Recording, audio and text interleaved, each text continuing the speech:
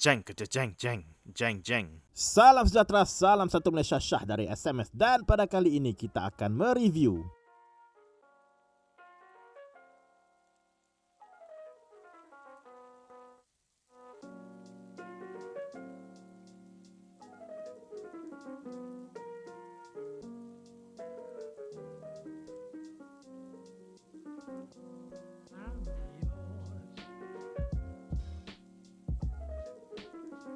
SHF Kamen Rider Tycoon Bujin Sword. Kamen Rider Tycoon daripada siri Kamen Rider Geats, di mana Bujin Sword ni adalah final form dia. Untuk rilis ni hampa sepatutnya dapat kotak coklat kerana ini adalah rilis eksklusif. Keluar saja daripada kotak, dan aku nak mulakan review ni dengan isu terbesar figure ni.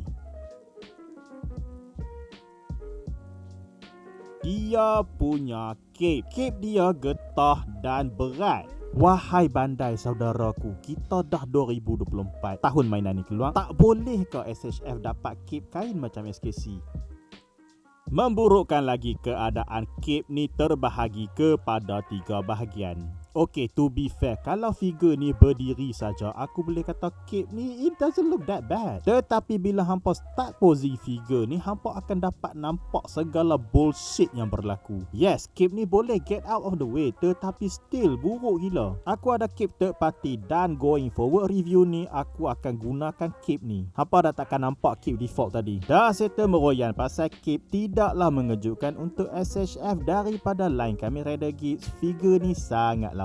Detail dan proportion untuk figure ni bagi aku sangat lawa. Paint apps dekat mulut aku ni sloppy sikit. Typical Bandai punya bullshit. Size comparison. Tycoon Bujin Sword ni size standard untuk SHF pada skala 1/12. Ni rupa dia sebelah Tycoon Ninja Form. Untuk aksesori, pertama sekali kita akan dapat Bujin Sword Buckle. Sama macam buckle yang kita tengok sebelum-sebelum ni, walaupun kecil sangat detail. Apa boleh nampak muka rakun dekat tengah-tengah pedang tu. Untuk buckle ni kita akan dapat satu pedang tertutup. Nak guna pedang ni, hampa kena cabut pedang yang sedia ada di buckle tu dan pasangkan pedang tertutup ni. So sekarang hampa boleh tunjukkan buckle ni dalam mode tertutup. Please be careful dengan pack dekat pedang-pedang ni. Jujur cakap sedikit scary bila aku nak tukar mode terbuka dan tutup buckle ni. Dan sama macam buckle-buckle sebelum ni, Bujin Sword buckle ni boleh dilekatkan di attachment point di Zaya driver kiri atau kanan. Aksesori seterusnya kita akan dapat tangan.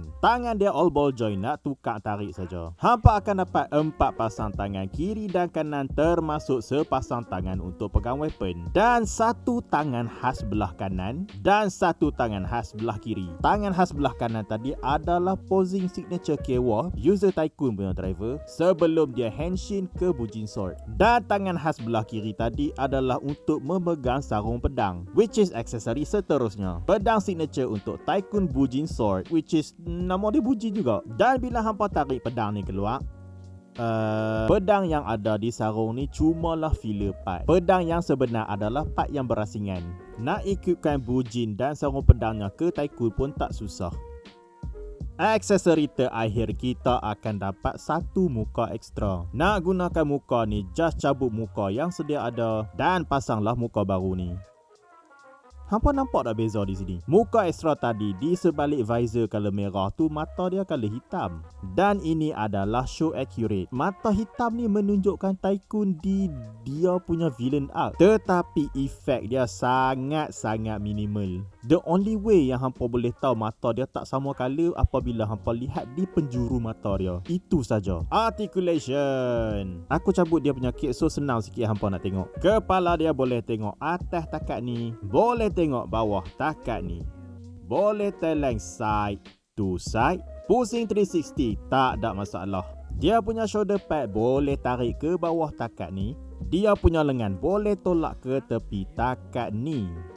Kalau hampa nak range lebih lagi, hampa boleh tarik bahu dia keluar sedikit, dan tangan dia boleh tolak ke tepi lagi banyak. Bolehlah 90 degree. Tolak ke depan, pusing 360 tak ada masalah. Bicep swivel, elbow bend yang bolehlah agak nice. Of course, typical Bandai punya bullshit. Wrist swivel, macam biasa dia punya wrist boleh ke atas, ke bawah, dan kalau hampa main joint dia boleh ke kanan dan ke kiri. Boleh arc ke belakang, takat ni very nice. Boleh crunch ke depan, takat ni also very nice. Boleh side to side, chest down waist rotation, tak ada masalah.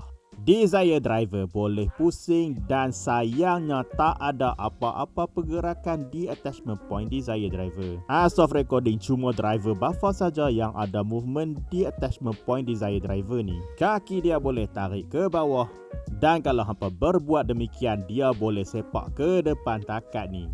Boleh sepak ke belakang takat ni.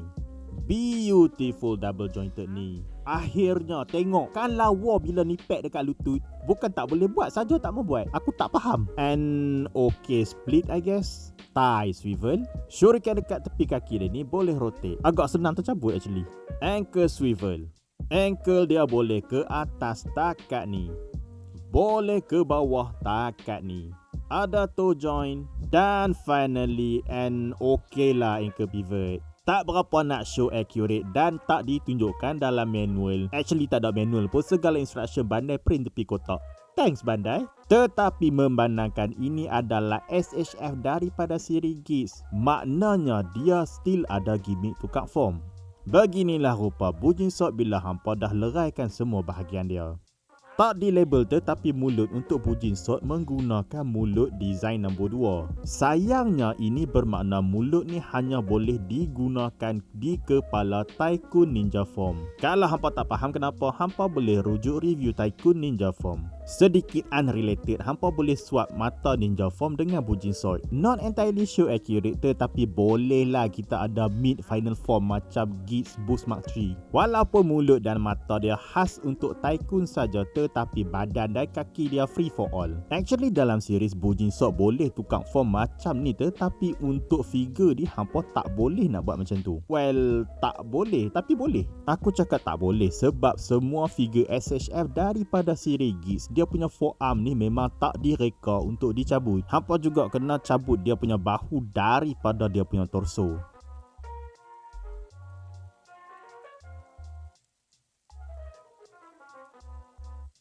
Bahagian ni tak direka untuk dicabut, tetapi hampa boleh berbuat demikian. Masalahnya, the amount of force yang hampa kena guna untuk cabut dua bahagian ni sangat menakutkan. So konklusinya, Bujin Sword ni hampa boleh tukar dia punya form sama macam dalam siri. Tetapi aku tak sarankan hampa berbuat demikian. But hey, kalau hampa rasa berani, hampa rasa telur hampa besar, silakan. Dan tibalah kita ke persoalan penghujung review. Patut tak kami beli?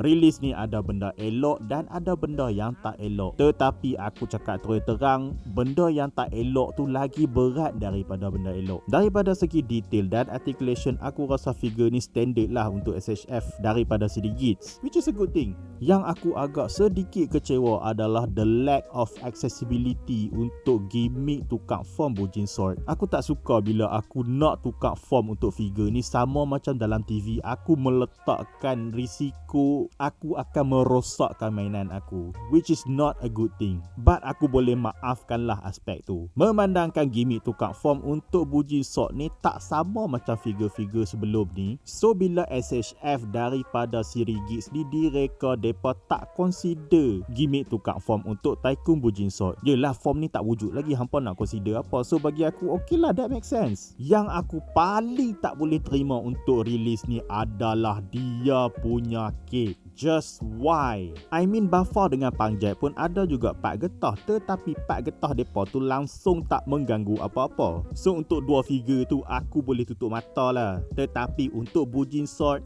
no. Siapa dekat Bandai yang decide cape untuk Bujin Sword ni direka macam ni patut kena tahan dan kena sepak telok ramai-ramai. Hampa try lah buat apa-apa pose dynamic yang macam hampa nampak dekat skrin ni menggunakan cape default tu. Aku berani jamin tak dapat. Even kalau dapat pun mesti nampak buruk gila.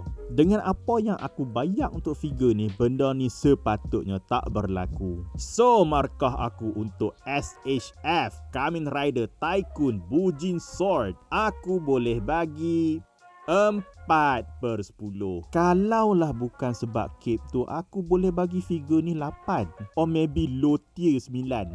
But inilah realitinya. Syukurlah lepas figure ni dirilis, aku nampak banyak third party yang buat cape kain untuk Bujin Sword ni. So kalau hampa nak beli figure ni, aku sarankan hampa beli dulu cape kain untuk dia, then baru hampa beli figure ni. Memang cape default tu seteruk itu, percayalah kata aku. Sekarang hampa dah keluar duit beli mainan, lepas tu hampa kena keluar duit lagi untuk beli option part untuk fix mainan tadi. Hampa tak rasa bodoh? Sebab itulah maka figure ni aku bagi 4 je. Dengan itu tamatlah review kita untuk kali ini. Macam biasa, kalau hampa suka dengan review yang aku buat, sila like, komen, share dan subscribe. Sebarang kritikan positif mahupun negatif, aku amat alu-alukan. Dengan itu, Syah dari SMS signing out.